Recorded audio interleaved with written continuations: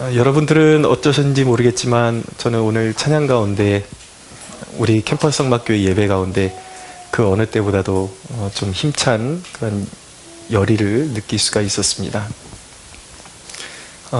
제가 늘 경험해오고 고백하는 바는 무엇이냐면 정말 찬양의 가사가 그냥 다윗처럼 우리가 주님 한 분만으로 정말 기뻐하고 즐거워할 수 있다. 주님이 정말 나의 전부가 되시고 주님은 모자람이 없으시다라고 우리가 고백할 수 있다면, 그 찬양의 가사가 정말 나의 것이 되어서 고백될 수 있다면 여러분, 그 찬양의 가사가 사실은 선포인 것입니다.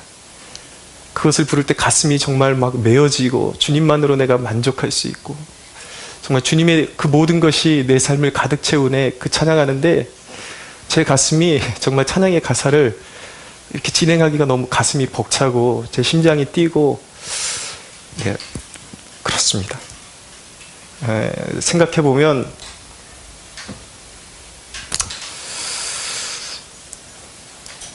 이 죄인이 뭐길래 하나님이 자신의 아들을 피 흘려 주셔서 나를 구원하시고 하나님이 나의 전부가 되심을 깨닫게 하시고 그렇게 하시는지 알 수가 없습니다. 그것이 구원의 감격입니다.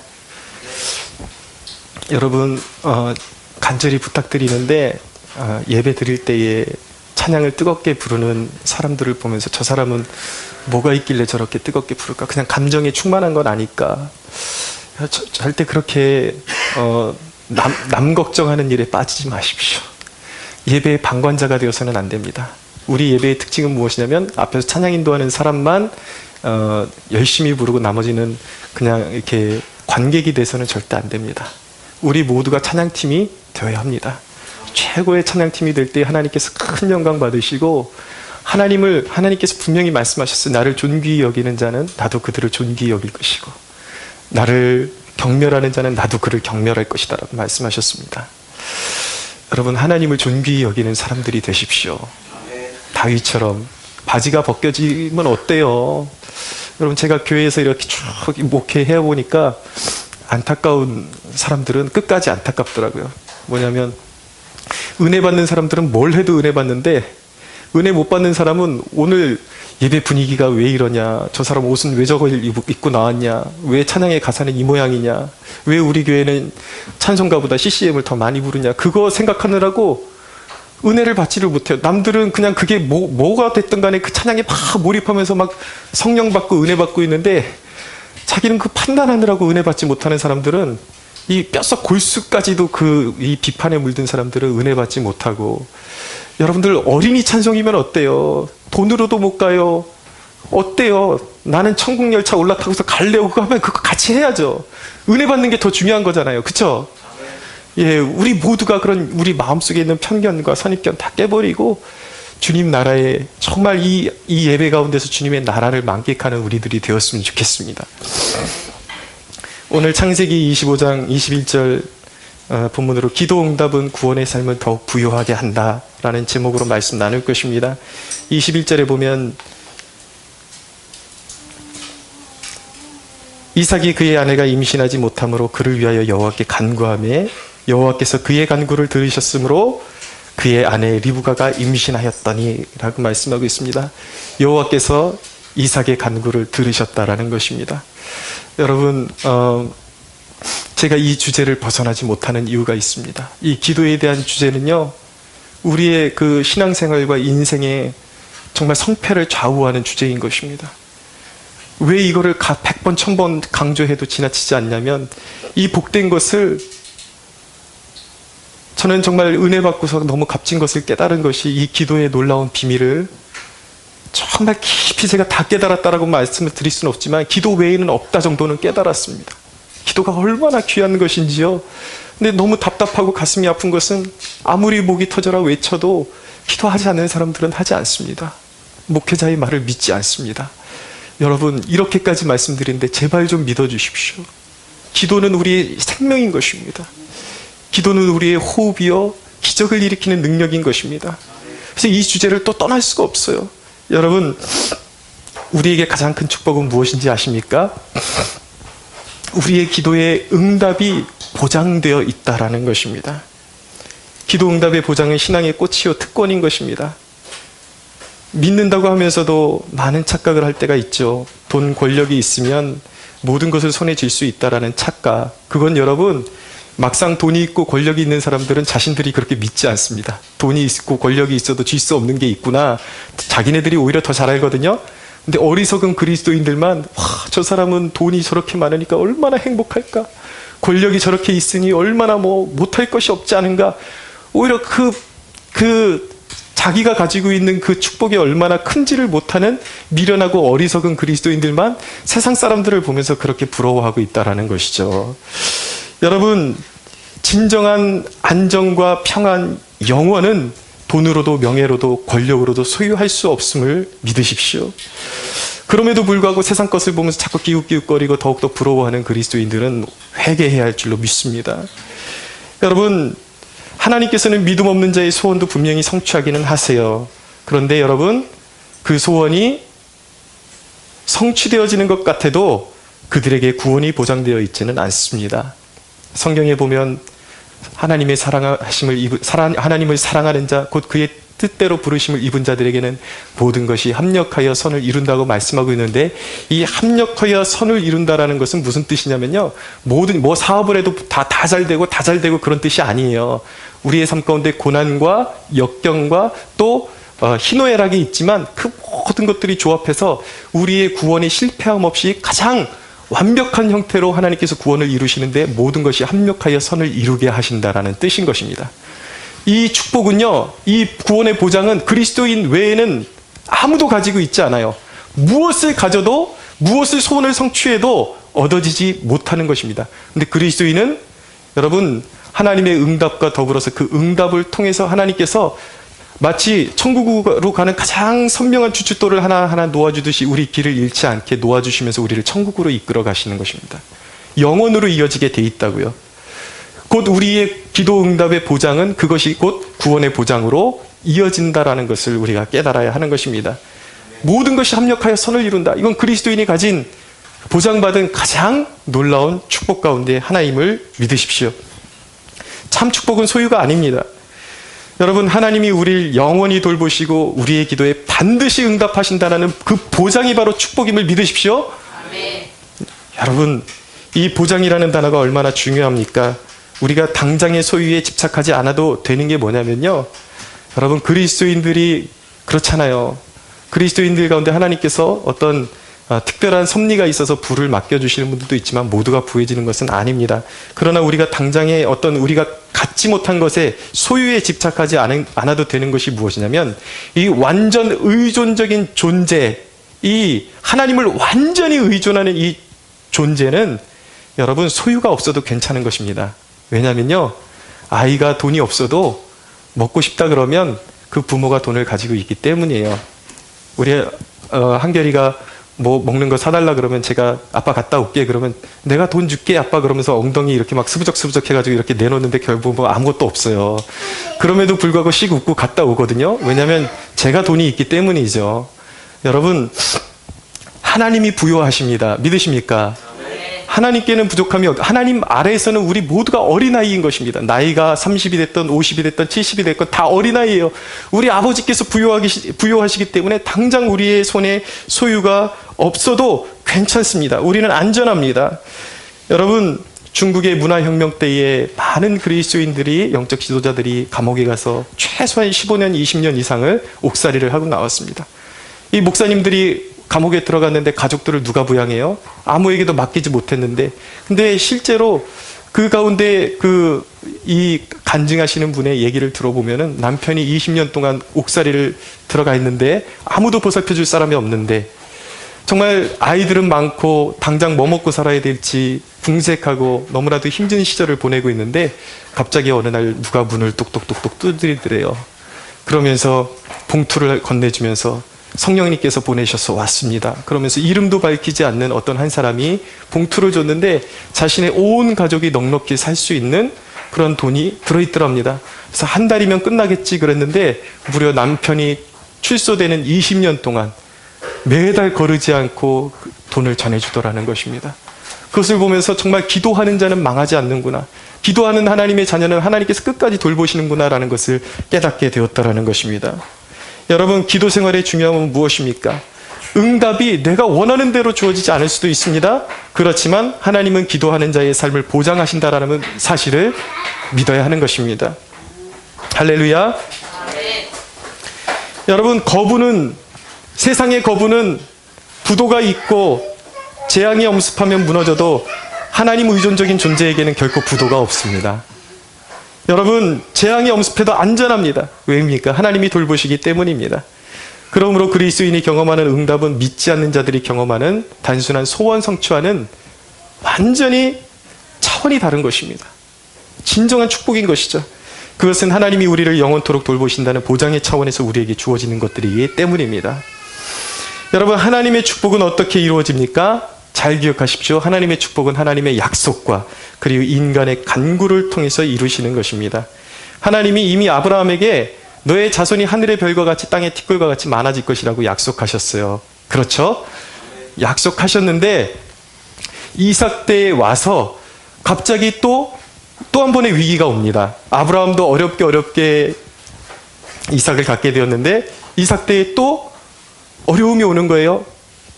무려 20년 동안 아이가 생기지 않았습니다. 리브가에게 육체의 불임이 있어서 아이가 생기지 않는 거예요. 근데 하나님께서 분명히 하나님의 시나리오는 뭐냐면 이삭을 통해서 계속해서 하나님의 약속을 이어가시는 거예요. 근데 이상하잖아요. 근데 불임이에요?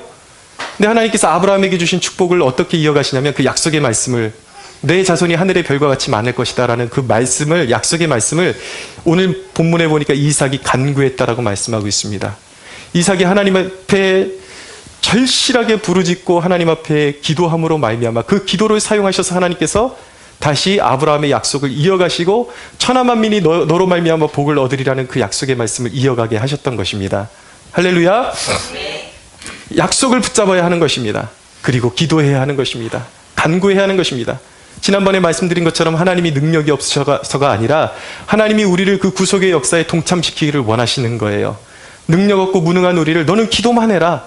그럼 우리가 기도하잖아요. 그럼 하나님은 위대한 일을 이루세요. 그래놓고 하나님은 뭐라고 말씀하시냐면 이거는 네 기도로 이루어진 거야 라고 말씀하시는 거예요.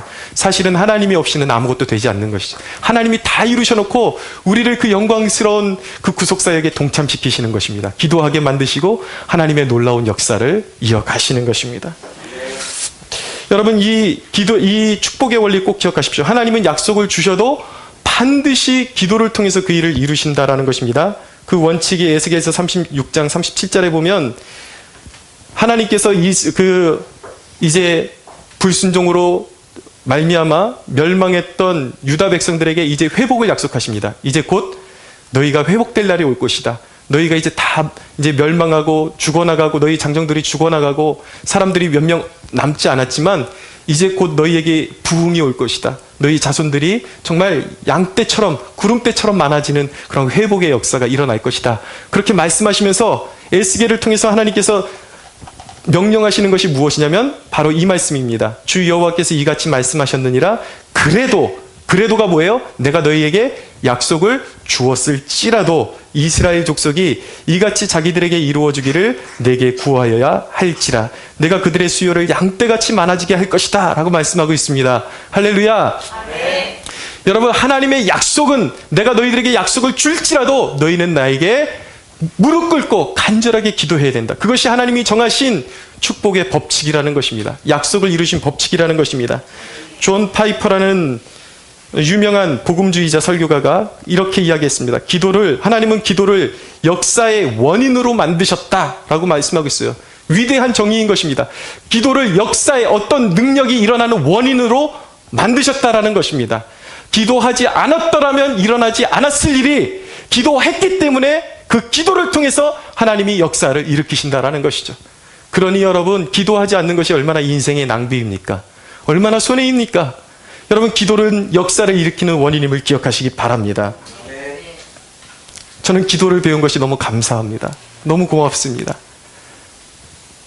저희 형수님이 가끔 하시는 말씀이 있어요. 뭐냐면 가끔 보면 도련님은 뜬금없이 나는 이거 할 거야, 난 이런 사람이 될 거야 라고 내뱉는다라는 거예요. 그럼 그 당시에 들을 때는 야, 참 어이없다. 자기가 이런 걸 한다고? 그런 생각이 든다라는 거예요. 근데 시간이 지나네 그거 보면 도련님 입에서 나왔던 그 얘기가 이루어져 있다라는 거예요.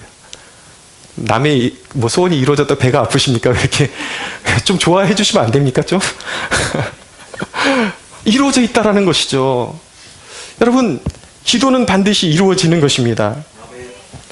여러분, 주위에서 우리 교회를 방문했던 사람들이나 우리 교회에 대해서 이야기를 들은 사람들이 우려하는 것이 무엇이냐면, 그 교회 이름이 이상해서 잘 안 될 것 같다. 그리고 장소가 너무 지하로 깊숙이 들어가가지고 장소 문제 때문에 안 될 것 같다.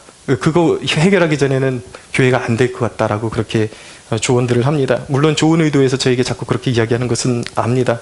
그러나 저는 그런 얘기에 흔들리지 않습니다. 왜냐하면 저는 응답하시는 하나님을 믿기 때문입니다. 만약에 이 교회 이름이 잘못됐고 이 장소 문제 때문에 정말 안 된다 그러면 우리가 믿음을 가지고 기도의 분량이 채워지면 하나님은 우리를 옮기시고 고쳐서라도 우리를 부흥케 하시는 하나님이십니다. 할렐루야. 하나님은 우리에게 능히 부흥을 주실 수 있는 분이세요. 여러분, 기도 응답의 사례들을 오늘은 좀 더 우리가 나누기를 원하는데, 기도 응답의 사례들을 나누고자 하면 하늘의 별처럼 무수하고 한이 없이 많습니다. 어떻게 일일이 다 열거하겠습니까? 하나님의 사람들이 경험했던 이 간증들을. 오늘 믿음이 여린 우리가 격려받고 도전을 받기 위해서 오늘은, 지난주에는 좀 이론적으로 기도가 이런 것이고 이런 의미를 가지고 하나님 앞에 복종하고 항복하는 것이 기도다라는 식으로 제가 정의를 드렸다면, 오늘은 왜 우리가 진짜 기도해야 되는지 실제적인 사례를 조금 더 많이 들어드리려고 합니다. 하나님의 백성들을 보호하시는 응답의 사례를 좀 말씀드리겠습니다. 먼저 성경으로 접근하면 사도행전 12장에 보면 당시 예루살렘 교회에, 평안하던 예루살렘 교회에 핍박이 왔습니다. 근데 그 핍박이 온 이유가 무엇인지 아십니까? 교회가 은혜 받고 충만해지면 흩어져야 돼요. 그게 무슨 얘기냐면 복음을 생명 걸고 전해야 되는 것입니다. 근데 당시에 예루살렘 교회가 은혜 받고 성령 충만을 받았음에도 불구하고 똘똘 뭉쳐있어. 자기네들끼리만 좋았어요. 아, 오늘 좋다. 오늘 예배 좋았다. 자기들끼리만 뭉쳐있으니까 하나님께서 거기에 주신 선물이 무엇이냐면 핍박을 주셨습니다. 그러니까 이 예루살렘 교회가 막 흩어지죠. 흩어지면서 이제 유대인을 넘어서 이방인들에게, 헬라인들에게 복음이 증거되어지며 복음이 전 세계로 확산되어지는 그런 계기가 되게 되는 것입니다. 어쨌든 중요한 것은 예루살렘 핍박이 오면서 그 유명한 사도 베드로가 옥에 갇히게 되었습니다. 근데 성경이 뭐라고 말씀하냐면, 베드로가 옥에 갇혔는데 교회는 그를 위하여 간절히 하나님께 기도하더라 라고 말씀하고 있습니다. 베드로의 석방을 위해서 온 교회가 모여서 절실하게 기도했습니다. 그런데 상황은 어땠는지 아십니까? 성경을 보니까 군인 4씩 4패에게 4명씩 4개의 조를 짜서 베드로를 지키게 했다라고 말씀하고 있습니다. 그리고 두 군인이 바로 양옆에, 베드로 양옆에 지키고 서서 절대로 움직일 수 없게, 절대로 다른 생각 먹을래야 먹을 수 없게 그렇게 철통같이 지키고 있었다고 그렇게 말씀하고 있습니다. 그리고 그의 손과 발에는 사슬이 매어 있었습니다. 근데 예루살렘 교회 이 성도들이 매일 모여서 베드로의 석방을 위해서 기도했는데 어떤 역사가 일어나는지 아십니까? 천사가 와서 잠자고 있는 베드로를 깨웠습니다. 그리고 그의 손에 있던 사슬이 풀어지고 발에 있던 사슬이 풀어지고, 그리고 파수를 지나는데 놀라운 역사가 일어나는 거예요. 멀쩡하게 지키고 있는 사람들이 천사와 베드로가 옥을 통과하고 있는데 보지를 못하는 것입니다. 멍 때리고 있는 거예요. 파수를 지나서 감옥에 철창문이 나오는데 철창문이 스르륵 저절로 열리는 것입니다. 놀라운 역사죠. 교회의 기도를 통해서 베드로가 석방되는 하나님의 능력으로 옥에서 나오게 되는 역사가 일어난 것입니다. 할렐루야. 네. 여러분, 실제 이런 역사들이 일어납니다. 중국의 유명한 전도자인 그 하늘에 속한 사람으로 유명한 윈 형제라는 분이 실제로 복음을 전하다가 감옥에 갇히게 되었는데, 어느 날 기도 가운데 어느 날 하나님께서, 물론 모든 경우에 일반적으로 이렇게 통하는 간증은 아닙니다. 좀 특수한 경우이긴 하지만 하나님께서 그에게 맡겨주신 사명이 있기 때문에 그에게 역사하시는데, 정말 이런 역사가 일어난 거예요. 사도행전 12장에 일어난 것처럼 주의 사자가 와서 그를 이제 내가 너를 풀어줄 것이다 라고 말씀하시는 것을 이제 보게 되었는데, 실제로 자기 매어있던 것들이 풀어지고 감옥문이 그냥 열리더래요. 그러면서 이상하게 약속이나 한 듯이 지키는 사람들도 다 어디 갔는지 모르고 문은 다 열려 있고, 그래서 짜벅짜벅 감옥에서 걸어 나왔다라는 것입니다. 그래서 하나님의 그런 놀라운 사명을 감당하는, 그런 사명을 감당하는 삶을 살게 되었다라는 것이죠. 오늘날에도 이런 역사가 얼마든지 일어난다라는 것입니다. 김진홍 목사님이 1974년에서 75년 사이에 정치범으로 15년의 형을 선고받게 되었습니다. 근데 1년이 지난 75년도 연초에 이 김진홍 목사님이 사역한 곳은 빈민촌이었습니다. 가난한 사람들, 아주 못 사는 사람들, 빈민촌인데, 이 빈민촌 교회의 성도들이 감옥에 있는 김진홍 목사님에게 찾아왔다라는 것입니다. 그러면서 하는 말씀이, 그때 당시에는 전도사님이었는데, 전도사님, 이제부터 우리 교회 식구들이 매일 밤마다 모여서 40일 동안 작정하고 철야기도를 할 것입니다. 전도사님의 석방을 위해서 철야기도를 할 것입니다. 그랬더니 이 전도사님이 그렇게 하지 말라고, 다들 생활이 어렵고 먹고 살기도 빠듯한데 밤새고 또 자기 그 생활을 어떻게 꾸려나가려고 그러냐고, 하지 말라고, 베드로는 베드로고 나는 나니까 그런 거 하지 말라고 그렇게 얘기했다라는 거예요. 오히려 이 김진홍 목사님은 목사인데 그런 일이 일어날 거라고 믿지 않았고, 성도들은 그러더랍니다. 사도행전 12장에 보니까 교회가 모여서 기도하니까 베드로가 풀려나던데요. 그러면서 하겠다라는 것이죠. 그리고 그 다음 날부터 이 성도들이 모여가지고 매일 밤마다 밤을 새면서 40일 동안 김진홍 목사님의 석방을 위해서 기도했다는 것입니다.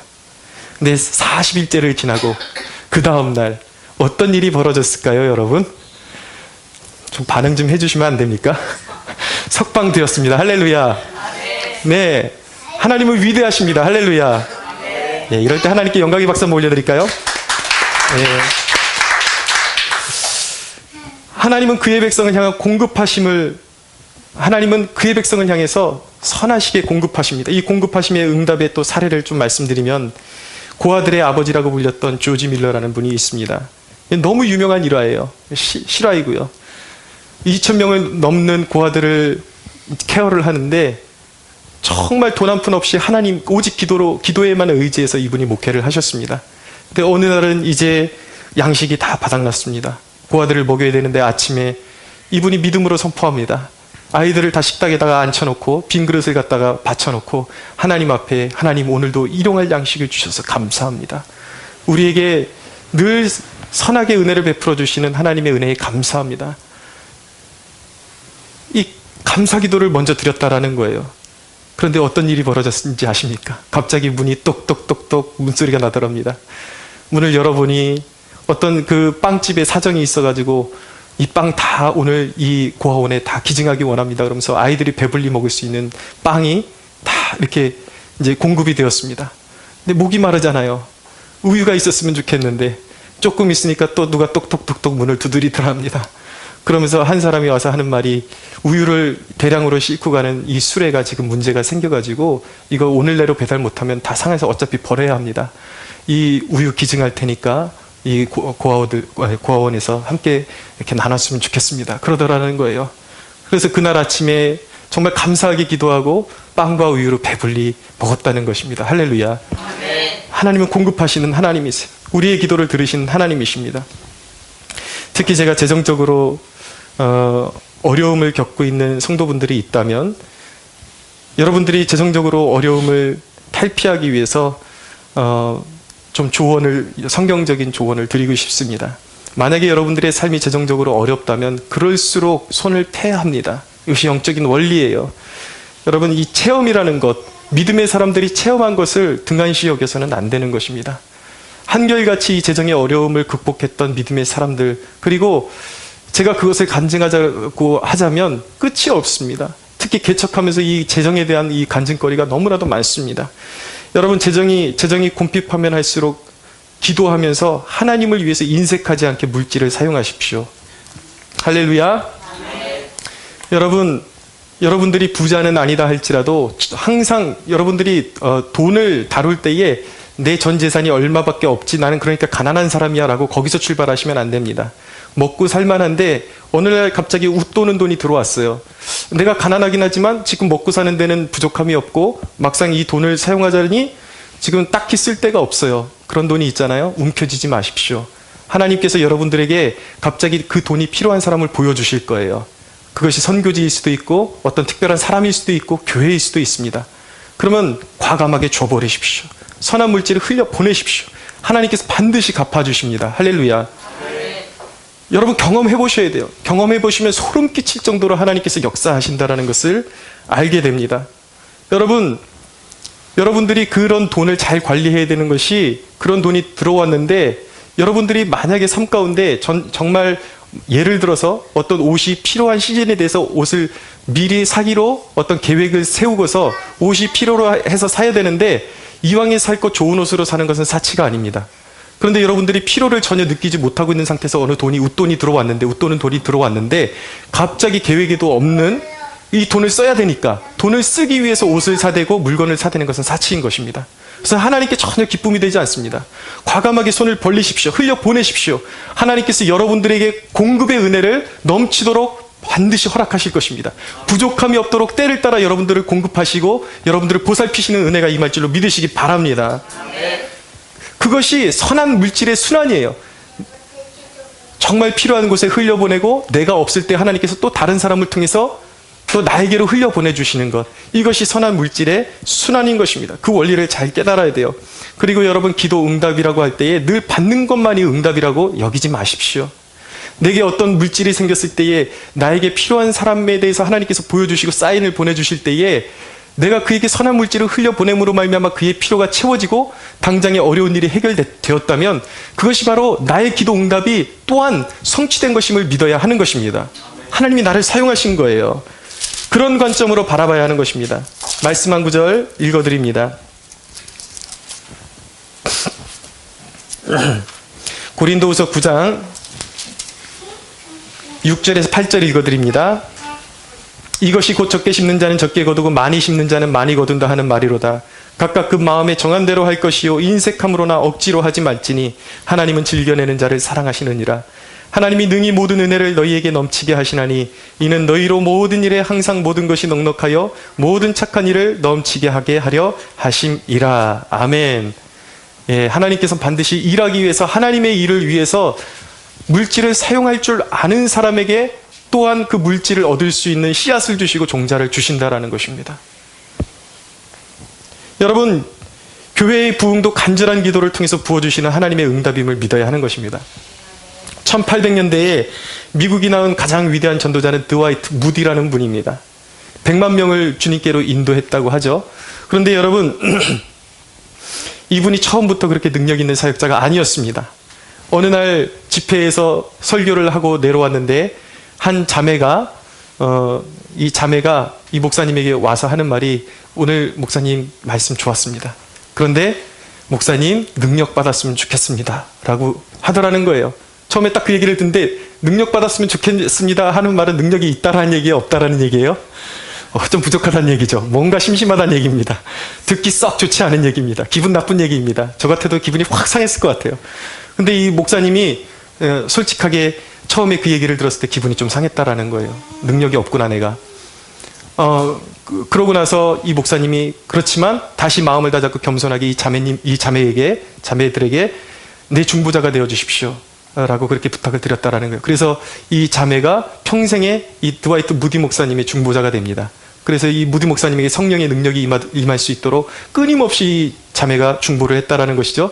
근데 어느 날 뉴욕의 한 거리를 걷고 있는데 이 목사님에게 인생의 변환점이 옵니다. 갑자기 그 마음속에 너무나도 성령 받기 위해서 기도하고 싶은 마음이 들어서 자신의 지인 집이 곁에 있어서 지인의 방으로 들어가서 무릎을 꿇고 기도하는데 자기 평생에 경험해보지 못했던 성령의 기름 부으심이 너무 강력하게 임해서 주체를 하지 못하고 이분이 실제로 그렇게 고백했다고 합니다. 하나님 정말 죽겠습니다. 이제 그만 좀 거두어 가십시오. 이 정도로 족합니다 라고 고백했을 정도로 그에게 성령의 능력이 임했다라는 것입니다. 그 이후에 그의 사역 가운데 놀라운 역사가 나타납니다. 그가 역사 가운데 고백하는 내용은 무엇이냐면 똑같은 설교를 했는데도 불구하고 똑같은 원고를 들고 설교했는데도 불구하고 이전에 설교와는 완전히 다른 설교가 되었다라는 것입니다. 사랑하는 여러분, 중보자가 되어주십시오. 여러분들이 저를 길러주셔야 하는 것입니다. 여러분들이 은혜 받기를 원하면 중보자가 되어주셔야 하는 것입니다. 교회의 부흥은 중보에 달려 있는 것입니다. 할렐루야. 오늘 본문의 이삭의 아내 리브가의 불임이 이삭의 기도를 통해서 치유된 것처럼 교회의 불임을 치유할 수 있는 능력이 기도에 있음을 믿어야 하는 것입니다. 하나님의 응답만이 이 교회의 불임을 치유할 수가 있습니다. 저는 소망함이 있습니다. 우리 성도들이 가장 값진 옥합을 깨뜨리기를 원합니다. 여러분들이 옥합을 깨뜨리기를 원한다면 저는 여러분들이 돈을 많이 교회에 기부하고 그런 거 원치 않아요. 그런 것을 원하는 것이 아니라 여러분들이 정말 금쪽 같은 시간을 깨뜨려서 기도로 헌신하게 되기를 원합니다. 할렐루야. 아멘. 여러분 바쁜 거 압니다. 우리의 인생이 빠듯한 것 압니다. 그러나 여러분 하나님 나라를 바라보고 여러분들이 기도 모임에 빠짐이 없이 참석하며 하루에 1시간씩 내가 오로지 교회 부흥만을 위해서 기도하겠다라고 그렇게 결단할 수 있었으면 좋겠습니다. 여러분 그렇게 할 수 있다면 여러분들이 그 시간의 옥합을 깨뜨려서 여러분들이 교회를 위해서 드릴 수 있다면 반드시 우리 교회는 부흥할 줄로 믿습니다. 부흥은 희생의 열매예요. 희생이 없이는 부흥이 오지 않습니다. 오락을 줄이고 쓸데없는 만남을 줄이고 잠을 줄여서 얻어지는 것, 잠을 줄이고 나의 편의를 줄이고 깨뜨리고 잘라내고 기도의 헌신함으로 말미암아 얻어지는 것이 부흥임을 믿으시기 바랍니다. 여러분 응답이 중요한 이유가 무엇인지 아십니까? 여러분 기도 응답에 대한 이야기를 늘어놓자면 몇 시간을 해도 여러분 다 할 수가 없습니다. 이 정도로만 하고 응답이 중요한 이유를 제가 말씀드리겠습니다. 왜 기도 응답 받는 것이 중요한가? 우리의 삶 가운데 어떤 이는 말합니다.